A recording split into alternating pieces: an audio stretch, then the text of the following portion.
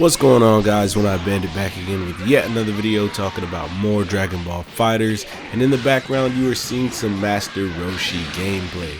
And today I just wanted to talk about my thoughts on this character. First off, I will start off by saying he is very fun, even though I have no idea what I am doing with him. All I know is that he just feels weird. He feels weird, but he's definitely fun to play as. Online is a very different landscape when you're using this character, but it doesn't feel too terrible. Obviously, in those situations where you feel like you need to super dash, it's kind of 50-50 on what's going to happen a lot of times, but for the most part, the neutral is kind of still the same. Granted, he does have better control over the neutral with his lightning surprise attack. And you know, he has that little his 6S, which is actually just a little key blast that can basically boomerang. He can use that as well. That covers a very good angle of the screen, and it just feels really fun to play as his character. I was going to try to put out a combo video before everybody else did. Obviously, a bunch of people have gotten him on PC now, so expect combo videos regardless, just not from your boy, because I have no idea how to combo with this character. The super dash is so awkward to me that I just literally don't know what I'm doing.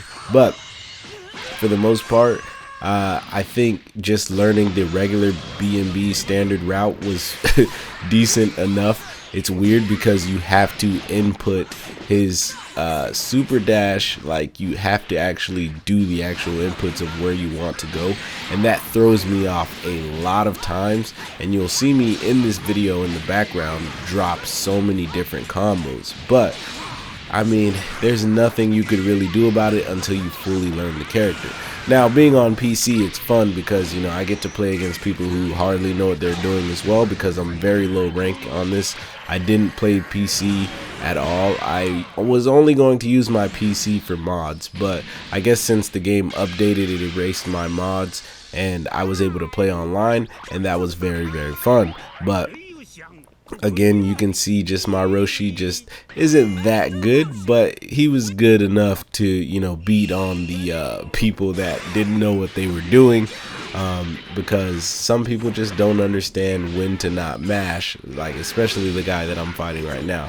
But Roshi, man, he's I don't know if he's going to survive in the online environment that is FighterZ, because again, I've always said he is at a big disadvantage when it comes to not having super dash, simply because super dash can do crazy things like 180 and, you know, come from behind and grab you out of really stupid situations.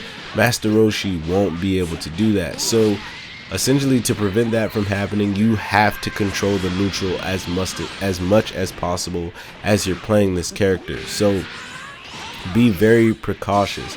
Another thing that I notice when I'm playing as Master Roshi is when I get 2H's, it's hard to kind of confirm off of the 2H, because again, you have to manually input your super dash. But at the same time, if you do the OS, the option select, where you hit your heavy button twice, Master Roshi will obviously do the follow-up. But the thing about the follow-up is, if you input it too quickly, he will literally just smash the opponent right back down to the ground. And granted, maybe you can get a quick easy super off here or something like that, but you're missing out on damage.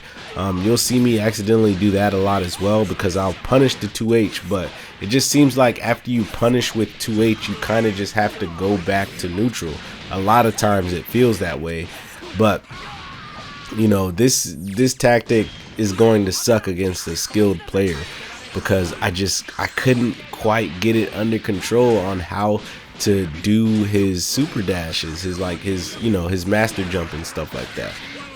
They could have made it easier to confirm off of and stuff like that.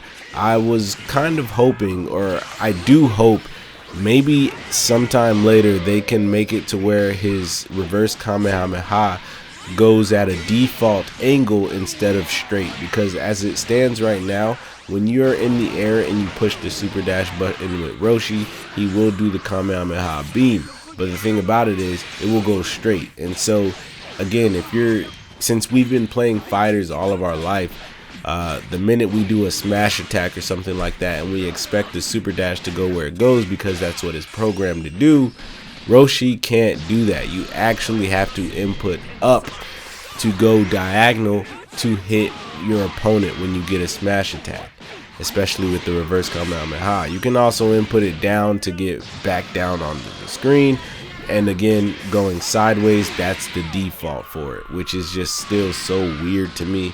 But eventually I will get used to it. Roshi seems fun enough to want to learn different aspects of.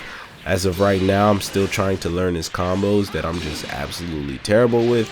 But we will get there surely, slowly but surely. I encourage you guys to play as this character because to me, this character will help anybody out with neutral, honestly, because you're not going to be just super dashing willy-nilly. It will teach you to play completely different, especially if you are one to be super dash heavy. You cannot do that with Master Roshi. So just timing and just, you know, paying attention to what's really on the screen will help you a lot as you're playing as this character. But I gotta say again, it's going to be a huge learning curve. This is the most unique character that we have gotten to date with Dragon Ball FighterZ. It's funny because when UI Goku was being announced and stuff like that, everybody was like, man, this character is probably going to be so in depth. He's going to be this crazy stance character that can do this and do that. He might play like Hit, but even weirder, even crazier.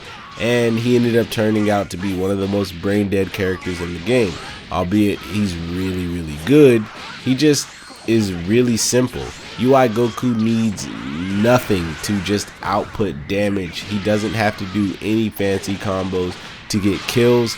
That's just how UI Goku plays. But Roshi is going to be a completely different story. You have to actually get into the lab and practice this character.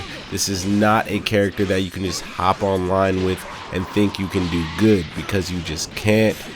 I did it. I lost a couple and I won a lot, of course, playing against this one person who is just not that good at the game, obviously. But that's just because I had knowledge of the game and knew what I was doing. And, you know, I did test out my one regular B&B that Roshi can do. And the thing about his B&B, it's really easy. It's essentially the same as everybody else's B&B. You know, you can go medium or down medium, jump in the air, do a double jump, you know, light, double jump, light, and then you can input his heavy that sends the opponent flying. But of course, at this point, you have to hit up and the super dash button to get the follow-up. You're going to fail at this a lot, trust me. But for the most part, again, if you hop into the lab, just learn this character. It's going to be good for you because he's very, very different. And I think I like the direction that FighterZ could go with this. Again, he's the most unique character to date, so FighterZ can easily, you know, give us more stuff like this. Not necessarily removing super dash off of a character completely. Luckily, this most likely won't happen because there are too many Dragon Ball characters that actually do know how to fly within the game, so they will most likely have super dash. But this means they can switch up the formula a lot more, having a character not be able to use meter or something like that. It sounds weird, but you know where I'm going with it. Just different characters that can do different things, just switching it up as the gameplay goes on. FighterZ 2, you know, I love the fact that these characters can get so unique. So FighterZ 2 could have so many different options when it comes to stuff like this and being unique. And I'm talking about FighterZ 2 like it's, you know, right around the corner or something. But the fact that they have given us this unique character so late in the game, this means that so much more can be planned and so much more can be done to make it way better than it is. But as it stands right now, Roshi is super unique and I'm enjoying him, but the learning curve is really, really tough. But anyways, guys, if you are playing Master Roshi right now, let me know what you think down in the comment section below. Is he the character for you, or are you like, nah, too complex for me, I'm dropping this fool? So basically, guys, oh, one last tidbit. If he goes sparking, he does go into his buff mode for a split second, which I thought was really cool and could really lead to, again, in FighterZ, just imagine if you go spark, you do your character's transformation and it stays that way for the duration of spark, sort of like Golden Frieza. And yeah, that would be so sick. But anyways, guys, again, if you enjoyed this video, please like, comment, and subscribe. Please remember that God and anime are always on your side. Please come join the Bandit Army. That's all I got for you. Peace out.